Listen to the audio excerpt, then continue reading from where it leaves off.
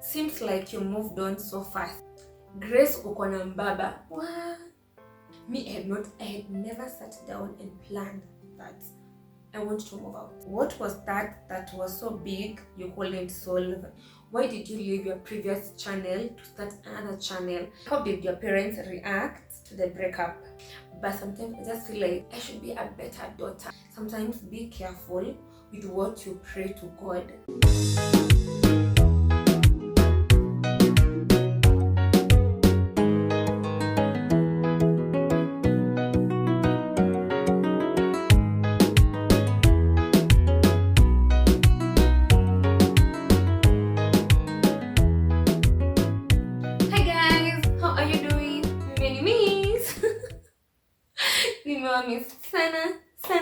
Sana. Thank you for being here. Thank you for the love. If you are a new subscriber, karibu sana to this family of Ginana.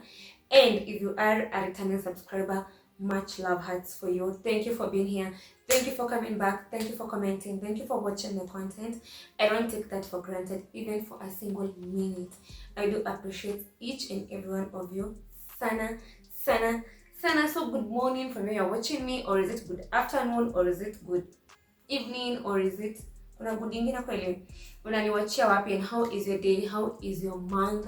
How is July taking you? It's a month yenye kuna baridi mingi sana, so inakupeleka aje? Ama we ile country yenye mko which season of the year? So because in Kenya we're in July and it's raining, it's cold, like it's so cold. But anyway, just to remind you again, thank you for the love, thank you for supporting me, thank you for subscribing, thank you for recommending my videos, thank you for the love, for the positive comments, for the negative comments, for everything you guys have been doing for this channel. We are currently at 60,000 subscribers. Guys, imagine to go 60k subs 3 weeks ago. I need to tulifunga channel mwezi ikianza na leo ni date. Today tuko date 19. I need to tulifunga channel either 1st or 2nd of July. We are on date 19 and we have 60k subscribers. Thank you so much. I don't have enough words to just appreciate you guys for the love and for being consistent and for just being here watching my videos over and over again. So continue recommending my videos to your school, to your campus, to your parents, to your colleagues, to your bodyguards, securities, personnel, directors, walimu, footballers. Like just recommend to anybody that you know. And guess for the people who keep on telling me Aki G nashika simu ya mtu na subscribe na simu zao, Aki asanteni sana. I do love you back in person. I know I cannot give hugs to all of you in person, but I do appreciate you. You mean a lot to me. So on today's video, I know as you have seen kwa title, mshaona chenye kimeandikwa kwa title, so you already have a clue of what we are talking today. And even before I continue, I want to refer that if you don't follow me on Instagram, please go and follow my page at G_Nganga. The page is right here. Please go and follow. Don't maybe when I ask Q&A on Instagram, usipotele. I feel like YouTube ikupeangi chance ya kuuliza maswali Q&A wanajibu, but at least for Instagram inapanga a chance you ask Q&A and people respond. So I asked this, niliuliza hizi maswali sometime back, a day ago actually. I asked a question. Let me just go back to where I asked the question. Couldn't keep up with all the questions in the DMs, so drop them here and I'll respond on my channel. And guys, let me tell you, I received over 1,000+ comments, 1,000+ questions. All of this is what easy. They're like 1,000. This is what I feel like 80% of the questions ni zenye zimerudiwa, like everybody is asking everybody because nilijaribu kuwa as even with everybody, so ilikuwa kazi ngumu kuselect, but I did choose. But uzuri ni like 80% were common questions that you guys were asking over and over. So on today's video, I'll just be responding to those questions. I said I will respond to what I can, and as honest or with much honesty as I can. So let me start with the most the less soft questions. And the first question was, do you ever regret leaving corporate for content creation? Honestly, not at all. I don't regret leaving corporate for content creation, but sometimes I feel like I miss the stability that was coming with being corporate, because unlike content creation ni bidii yako. Like, it's you put effort, you get the money. Like, unatia bidii, una get the outcome. But also I feel also, as much as maybe corporate pia unatia bidii, una get the outcome, I feel like for corporate it's different, because kuna kale kuna retainer, kuna salary, like every month kuna salary, kuna security flani ili unajua at the end of every month you're getting something. And like content creation, you need to work hard to get that money. Do I miss corporate? Do I regret like leaving corporate? I think I don't regret. It was like a personal decision. Nobody coerced me into leaving corporate, because I've been seeing people saying, oh, sijui G was forced, atoke kazi, sijui G was done. Not at all. Nobody coerced me to leave corporate. Niliacha corporate because I felt it was time for me to focus on content creation. And also, nilikuwa na feel nimefanya corporate, so I also want to put effort on content and maybe just weigh the two of them. And so far, so good. I thank God. God has been faithful. I prayed to God before I left my job. But at least sikwambi quit kazi. At least we quit kazi, kuwa na plan B. Like, don't just quit usemanga sana niliacha nifanye content. Start content first. So as you're quitting, you have a fallback plan, something else to be doing. So for me, that's what happened. So I was still doing content, but also doing corporate. So when I left corporate, I still leaned on doing content. But do I regret it? No. Also, am I looking forward to go back to doing corporate? Yes. Now, not now, but maybe with time, I think I might go back to corporate, because I love being a corporate girly. So maybe with time, I'll go back to corporate. So yeah, that's the answer to question number 1. And then to question number 2. Oh my god. Do you believe you should hate someone you broke up with? Hate is a big word. But nimekuja kurealize most times when people say they hate someone, it's because they're not healed from that pain. They haven't processed the pain. So bado kwa ile situation, but you're processing the pain, you're still processing the hurting and everything else. So the only thing that you can pour is hatred, and you dislike that person so much. But imagine with time, when you start healing, that the hate disappears. So personally, I feel I wouldn't hate someone I have broken up with, because at some point the connection was real. Like, the connection was true, the connection was real, the connection was genuine, there was love and everything else. So I wouldn't hate the person. Maybe I will hurt from the process of maybe adjusting to living without him, adjusting to not loving this person, adjusting to not having this person as part of my life as I was used to.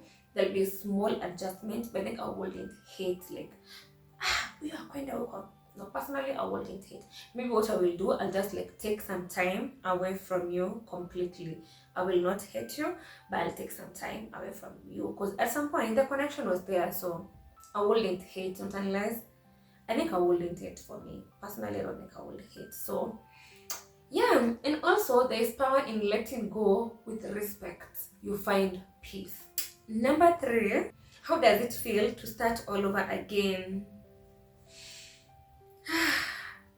At first, it's scary, it's uncomfortable. Sometimes you wonder, how is this things going to pan out? How will this go? Are you still making a mistake? Is everything going to be alright? So I feel like it's scary, but with time, things get better. But is it worth it? Yes, it is worth it. So don't be afraid to start all over again. Don't be afraid to fall. Don't be afraid to begin. Don't be afraid to be alone. Don't be afraid to just do life feeling like a loner. Don't be afraid to start a business. It's just like anything else. Like, new beginnings in a play kwa kila kitu.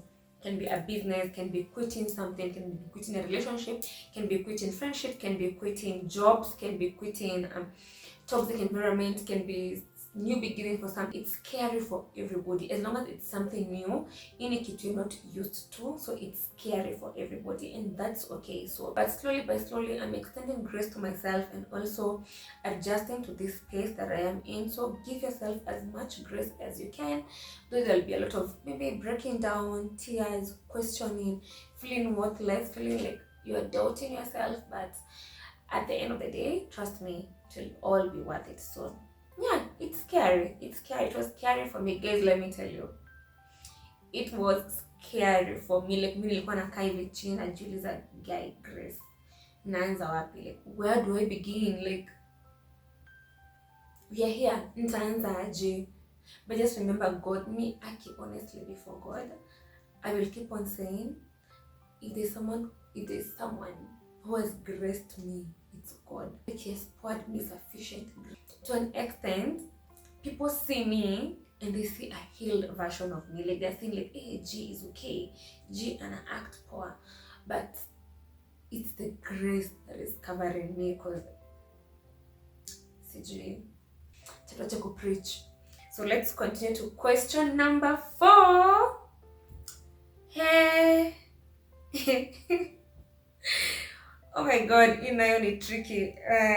What was that was so big you couldn't solve? In short, what was it that was so big you couldn't solve? That's the question that most of you have been asking. But I think just to answer it in a wise way, we tried. Like, honestly, we tried. And like, you guys have been asking everybody, you've been asking our friends, oh, you guys are not trying to make them do solve and everything. But guys, we tried. I'll not lie to you, we tried. And sometimes you have better plans for you, but God has other plans for you. So, and also I think something else that I have learned, sometimes be careful with what you pray to God. Be careful, because sometimes God answers those answers and he answers them so quickly, like when you never expected them. So be careful with what you pray to God. Like, just be careful. See me like in a bad way, like see me said it's a threat or anything, but I feel like most times when I pray to God about something, most times like God always have a way of revealing something to me, or just making things, I don't know how to explain it, but I think you understand me. Like, nitasema nini, zile maombi you pray to God and they get answered. Of course kuna zenye nimeomba for the longest time and have not been answered and I'm still waiting, but kuna zile zenye that you pray and they happen so quickly and you're like, God, I wasn't ready for this. But anyway, so I feel like we did try, and God's time is always the best, and maybe God has better plans for us. We never know what the future holds. So yeah, I don't have tea, like I don't have about what really happened. Actually, I will be honest, completely honest, I don't feel comfortable explaining in details like what really happened, like saying A, B, C, D happened, C happened, D happened, E happened, because at the end of the day, this is someone who was your spouse. This is someone you built a life with. This is someone you lived with. This is someone you loved. This is someone who experienced things that nobody else would experience apart from you two. This was someone you had intimacy with. This is someone you had a beautiful life with. Why would you be in a rush to spill everything out there? Like, just sikubaya. The same way with friendship, like sometimes when you break up with someone, cover the shame and the pain and everything. Just cover your relationship, because at some point you had happy moments. Throughout in that relationship. No, sometimes you are happy, sometimes you are chilling, sometimes you are doing better, sometimes you are doing worse. But the fact remains is you both were in that relationship that nobody forced you to be in it. Like, both of you were in that relationship mutually, we agree to be in it. So for me, it doesn't make sense to come and start saying, oh, CG, this happened, oh, CG, what happened, CG, what happened. We had a beautiful time together, and the moment ended, and respectfully, we both respect that. But yeah, that's why, but we tried. So That's it. So mwache kuuliza swali, because you guys have been asking the question over and even creating your own stories, but it's a great story over things that you don't know. Yeah. Into question number 5. You guys are cloud chasing. Okay, I understand where you're coming from. Mwenye uliza swali, like, you guys are cloud chasing, bearing that you are content creators. I understand where you're coming from. I do get it, why you would ask that, but I wouldn't cloud chase for 3 weeks. 3 weeks ni refu. It's a long time. Like, to cloud chase something over and over for 3 weeks. For like 2 days, yeah, you can say that for 3 weeks. No, so it's not cloud chasing. Number 6. Hii swali nayo. Let me tell you the question. You seems like you moved on so fast. She asked, you seem like you have moved on so fast. So I don't know from what angle you would ask that. So I don't know. Maybe it's because of what I've been shooting in this channel, I feel so, and it's understandable, because definitely it's me allowing you into my space to watch what I'm doing, to watch my process, to watch the growth. So it's understandable for you guys to ask that. But I will say, I did not heal fast. What I did is, I heal personally, but I genuinely before God. I don't heal in private. Like, I don't heal in public. I heal in private.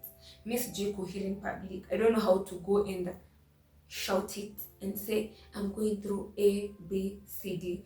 I don't heal in public. I heal in private. So I think I have been healing in private. At the same time, still documenting my journey and how I have managed to do ABCD, whatever, because I feel like kama singekuwa na post hizi vitu, maybe hamngewaijua, but because maybe I'm a content creator, you get to see everything that I am doing. If I buy a couch, you are seeing. If I buy something, you are seeing. And maybe for you it feels like, udem ali move on haraka. No, I didn't move on so quickly. I just healed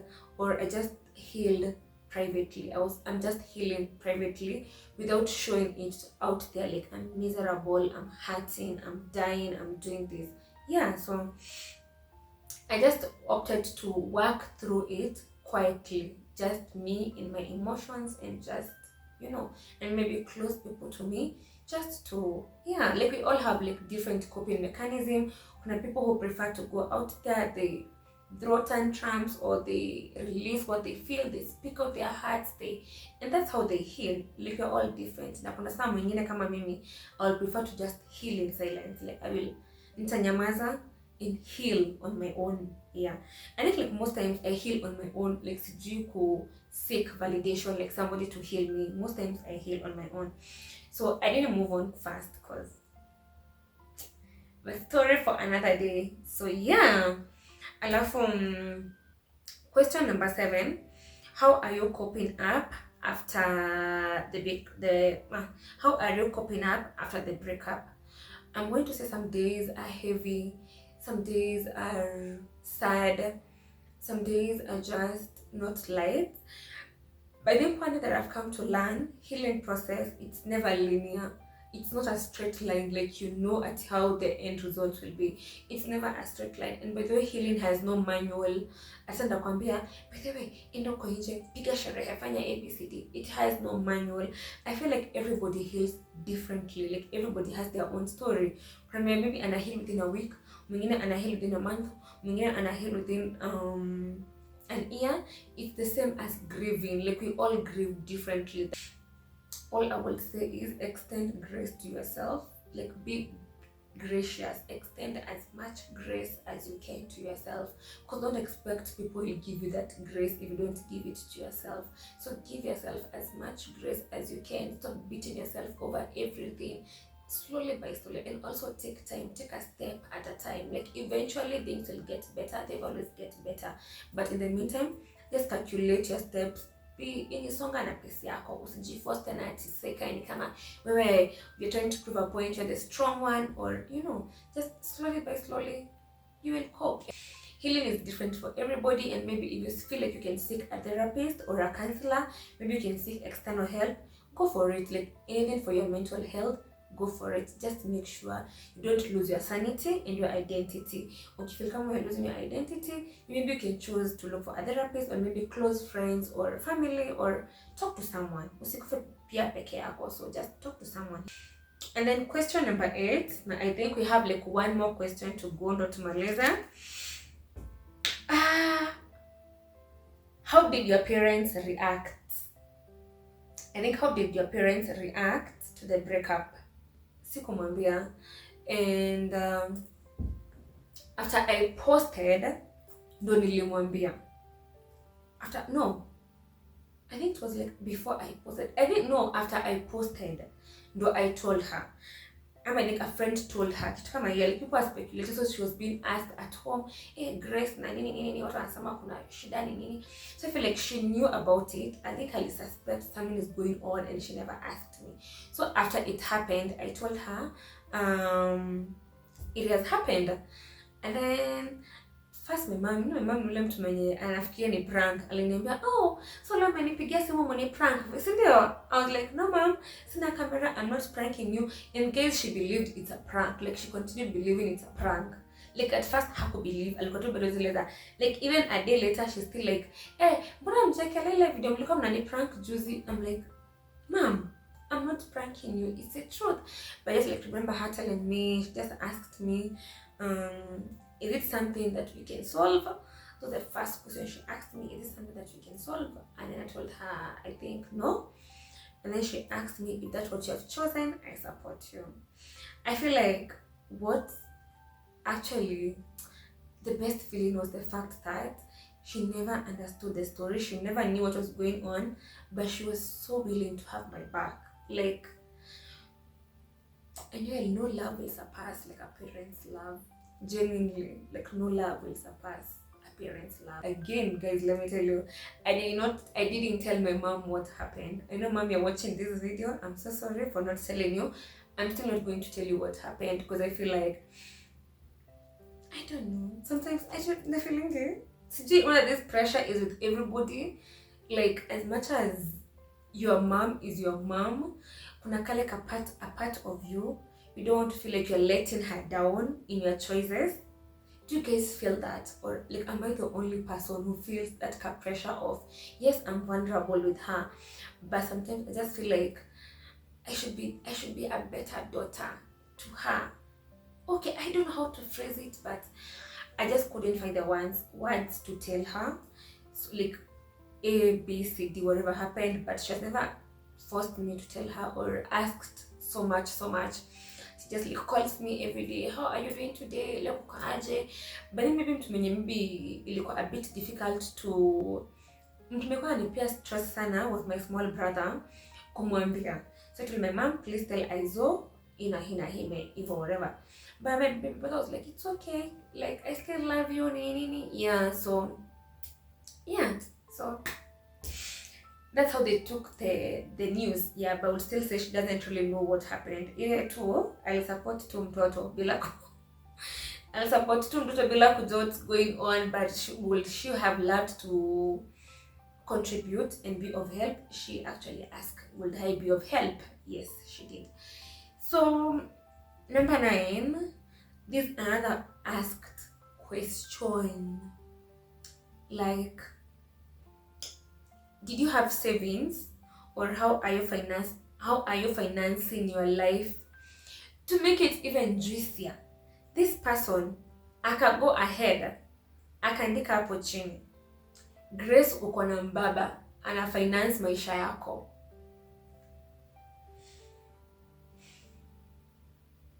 Like, wow. Let me ask, if I was a guy, if I was a man and life is progressing for me, will you have asked the same question? This person asked this question because I'm a lady. I feel like sometimes when ladies like, let's say in the society, and as you buy, let's even go to as simple as an iPhone, or buy an iPhone. Most people will speculate umebaiwa simu na mtu. I don't know why. Let me maybe say like even buy yourself a car, or maybe what can you buy, like maybe it's slightly expensive. Even like so someone commenting ati amebuy sijui kitu ya how much, lazima amewekwa, alikuwa na get financed. Like guys, can we clear the notion of lazima uwekwe na mtu ndo ujibaie kitu? Can't you love yourself enough to buy something for yourself? Like personally, me, I would say for the longest time, I was a people pleaser. Until I learned how to love myself, I have never looked back. Guys, mimi nikitarget, I want that, I will work hard for it, and I will have it. Me, but they funny enough, and you know, I am not used to being given. Just where ati kupewa pesa ati. No. I think it's because I've been raised by, I wouldn't say she's a single mom, but I feel like since I lost my dad, my mom raised us single-handedly. Like alikuwa to raise yeye mwenyewe, and I will see how much hard she's working, and she will keep on telling us, Grace, it's important ukuwe na pesa yako. In as much as you're in a marriage or in a relationship or in whatever you do, learn to have your own money. It brings sweetness and peace. So I think I embraced that. Like I took that from her. And actually my sibling, I have a sister, she's also working. So so the fact that alisema ati uko na mbaba anakufinance, ili tu, I was just like, what? Aki surely. Do you know how much I have struggled, guys? I will be honest. You asked, did you have savings? Yes, I had savings. I will not lie. Nilikuwa na savings. But the savings that I had, hazikuwa za kuhama. I had never sat down and planned that I want to move out. No, I had never imagined that. But I knew I want to save to start a business. Guys, I was saving for a business. Nilikuwa nimesema I want to look for a business, ni save hii pesa, nikifeel imefika maybe amount za fungua biashara, nifungue na biashara. But things happened, utafanya nini?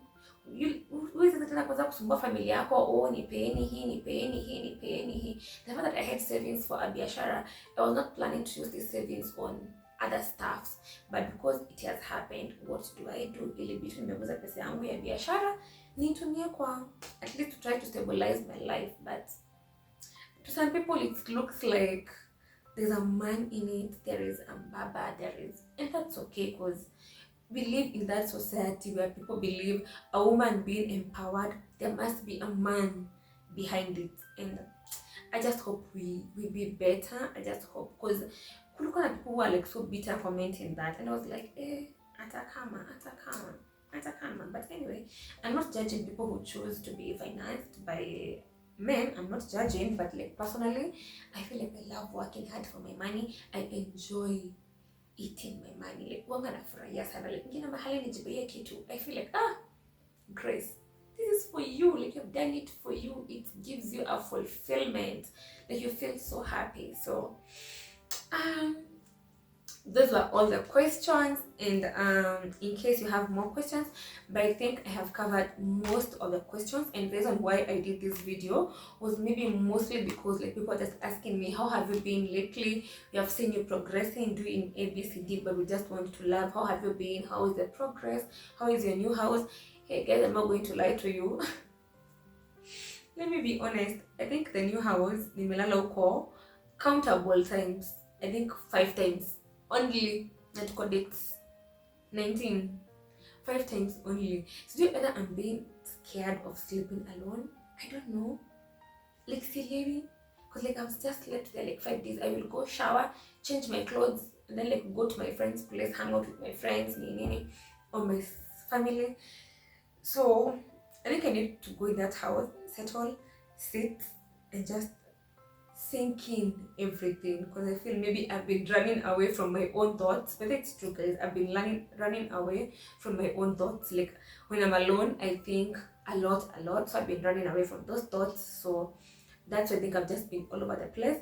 But I feel it's time for me to face my thoughts, to face my fears, and work on them. Yeah. So yeah, I need to leave and go to my house. Yes, Grace, you need to leave and go to your house. But anyway, guys, thank you for the love, thank you for the support until this moment. I think I have answered your as many questions as I called. And I love you so much. Thank you for the love. Thank you for the support. And come up to subscribe. Don't leave this channel without subscribing. Again, I repeat, this is my official YouTube channel. So, who's told me like I'm preaching? You guys have been, but then my friends are like, hey Grace, you can be a preacher. You preach a lot. Guys, do you think I preach a lot? Do I preach a lot? But anyway, that's it for today's video. I love you so much, and thank you for showing love. Thank you for being here. Thank you for the support. I don't take that for granted. And until this minute, see you on my next, because my next video, it's gonna be amazing, beautiful, so see you on my next video. Mwah.